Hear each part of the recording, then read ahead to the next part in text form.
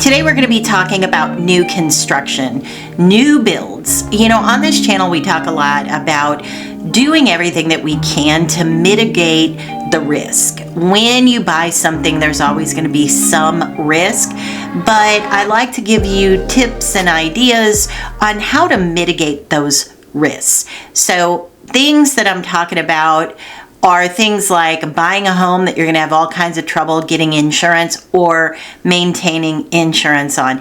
Things that are going to have hidden or latent defects or issues that you have to deal with. For most people, when they're buying in Florida, and in particular, the areas of Florida that I work, which are going to be more the resorty coastal areas. So for me personally, the areas that I work and study are going to be coastal Florida on both coasts. And then I do a little bit in the villages as well, because we do have people that want to live in the villages from time to time. So what I've been hearing and seeing a lot lately with my own personal clients that work with my team, a lot of people want new construction. They want a home that is newly built, a spec home, something, meaning when I'm saying a spec home, I mean something that the builder has started to build out and they want to step in and maybe choose colors or choose some finishes or just pick up exactly what the builder is building. So newer homes, let's say less than a year old or build from the ground up, we are seeing enormous issues in that genre. And that was always our go-to to say, okay, you know, if you want to mitigate your risk as much as possible, let's look at new construction. But I'm telling you what, lately here, some of the things that we're seeing are unbelievable. I was just talking to one of my team members last night, and he was telling me some of the horror stories that he has seen along the way with new construction in an area that he's working. I'm just hearing it constantly. So I thought it would be a good idea to bring it to all of you. Grab your coffee. We're going to talk about it. All right, now, before we jump into this, we can't start this conversation without mentioning the political environment is definitely playing a part in what's going on here with the new construction. Now, whether, it doesn't matter to me what direction you are politically, it does not matter. That is not this conversation.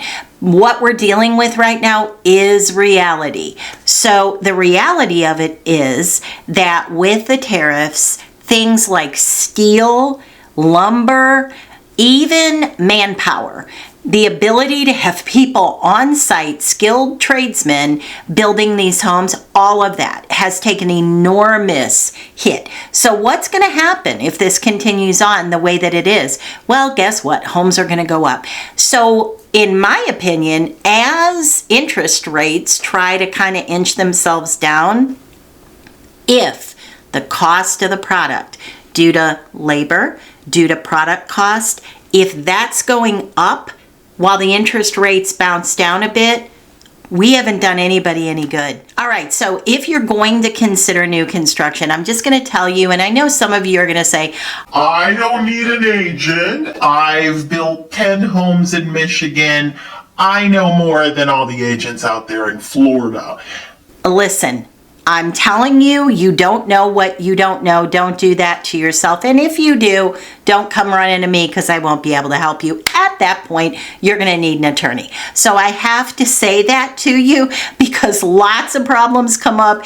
And we as the agents that are working the area, we know what builders are doing what. We see it. We see it on a day-to-day basis. We hear the stories. Listen, don't do that to yourself. But if you do, consider yourself warned. All right, so that said, bring a good agent. If you need a consultation, I will leave my information right here for you. Or if you just need somebody, if you're like, wait a minute, I was getting ready to jump on a website and start looking around, just reach out to me by email. It does not matter the area in Florida. I have an enormous team all over Florida, and we will get you covered so that you don't end up in that quicksand. So that said, first of all, the things you want to consider to avoid some of this to the best of your ability. Number one, research the builder. If the builder has issues online, they're relevant, they're real. You know, a lot of times builders will say, oh, well, that I know who that is, and that was just somebody who was unrealistic. Okay, fine, one off maybe, but if they're down to like 2.5, 3 stars, no, too many. Now, if there's 5 reviews, that's a problem as well, because that would make you think, okay, this builder, ABC Builder, Acme Builder, whatever it is, only has 5 reviews. That's problematic as well. So you want to investigate the builder. Somebody that has 500 reviews and they have 4 stars, that's fine. That's realistic, because there's going to be, with that amount of people, there's going to be people that are unhappy and people that are happy. So use your best judgment. Read the reviews. Do not close your eyes to the reviews, because they matter and they're relevant. So that's first and foremost. Do some digging. Do some digging on the builder. Make sure that the builder, there's a builder that I'm aware of in the area who had a horrible reputation, and they basically went bankrupt, changed the name, and immediately reopened. Nobody knows, unless they dig deep enough, who that builder was, and I'm sure they're not the only one, but look for that stuff. Look, that's all public record. You'll be able to find it. Or talk to your agent about it. They should know how to find it. We touched on this for a little minute, but the lumber, the steel, the windows, the roofing materials, if you have a builder that is using substandard, low quality, who knows where they bought it products, you know what's going to happen to you. You're going to have hidden, latent problems. So always ask. You listen, I'm sure that nobody goes into this wanting to be the Karen in it all, but let your agent be the Karen. You need to have somebody that's going to ask those questions, because as I always say, you don't know what you don't know. You don't know what you should be asking. And there's a lot of things that, if your agent is making the builder squirm a little bit and get uncomfortable because they're not able to answer some of the questions that you're asking, listen, run for the hills. There's a lot of builders out there. Don't feel that you have to make it work, because if you're building a 3-bedroom, 3-bath pool home, I promise you, we can find you another one. Drive through the community. You know, that's just something you're going to do anyway, because you have to drive through the community to pick your lot. Drive through the community. Are there street after street after streets that have nobody working on half-finished homes? You can see that. That's very obvious. Is there 5 workers in a subdivision that looks like it has 50 homes that are partially finished? Big red flag. Now, the builder is going to have somebody that we call a manning agent work with you. Again, this is why you need your own representation. That person, 9 times out of 10, is an employee of the builder. They are not looking out for your best interest. They're also going to tell you the contract is what it is. They can't change anything in it other than finishes and things like that. The devil is in the details, my friend. So what you want is an attorney review, because they're going to be a lot more amenable to an attorney changing some verbiage that doesn't work for you. I'll give you an example. There was one that I've mentioned this to you before. I also hold a broker's license in the Midwest, so I'm licensed in more than one state. So I was helping somebody with new construction, and there was some verbiage in the contract that I had identified. It just was odd verbiage that said, if the builder runs into boulders, big rocks, that my buyer that was building the home was responsible for getting those major boulders out. It was on their dime, because keep in mind, in the Midwest, you're going to have a basement that has to be dug. Absolutely not. Can you imagine that we work a deal to $700,000, and then on this particular site in their neighborhood, there happens to be big boulders that are going to be really expensive to eradicate, and they charge the buyer? I mean, unbelievable. And it was just tucked down in there like 171A sub B that the buyer was going to be responsible for it. Maybe 10 little words. Unbelievable. So you want to look for those things. They're going to tell you the price is what it is. They're going to begin there. Here it is. This is everything you want. You chose this. The house is going to be $1.23 million. Mr. Buyer, cash, check, or charge. How do you want to pay for it? Do not pay sticker price. At this point right now, there was a time and a place where you were bidding over. During COVID, it was insanity. They're sending us emails. We would love to work with your buyers. All of a sudden, they're our best friend now, when during COVID, they didn't want anything to do with us. And buyers were bidding $100,000 over the build price. It was like, well, you want lot A that backs to this retention pond? What are you willing to pay? What do you got? What do you got for me? That's how it felt. Now the buyers have the power, because we are definitely in a buyer's market. Buyers, build out your home and you throw the number that you want. This is another one.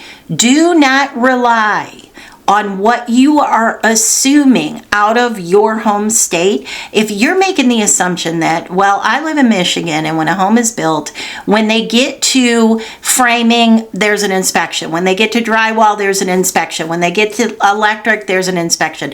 Do not make the assumption that someone did an inspection or did it properly or didn't get handed off something to overlook. Now, I'm not saying that happens all the time. I don't want anybody thinking that, but does it happen?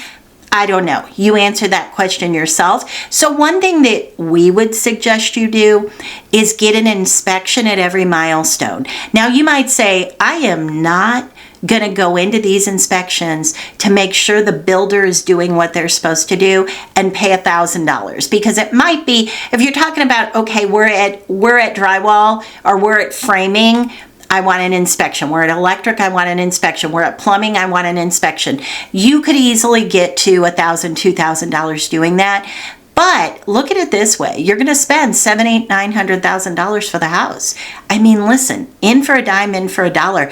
You will kick yourself if you don't. And then the last one I would say is final inspection. We see it all the time, which is why we now suggest that you do an inspection along every milestone. Do you have to do it? No, but we want it written into the contract. We want it in the contract to give you and your inspector permission to go on the property, because otherwise that's what they'll say is you can't just show up with an inspector. We need permission to have you and the inspector go on that property, because otherwise you really can't. They won't let you just walk the property from time to time. Now, we as agents, we can usually get in there and say, we're just getting pictures for the progress for our client that's up north, but they're not going to let you just show up with an inspector and start questioning people and looking at what they've done. So we do that. That's why we need it in the contract. That's really important. But also, don't then make the assumption we're good. We need that final inspection as well.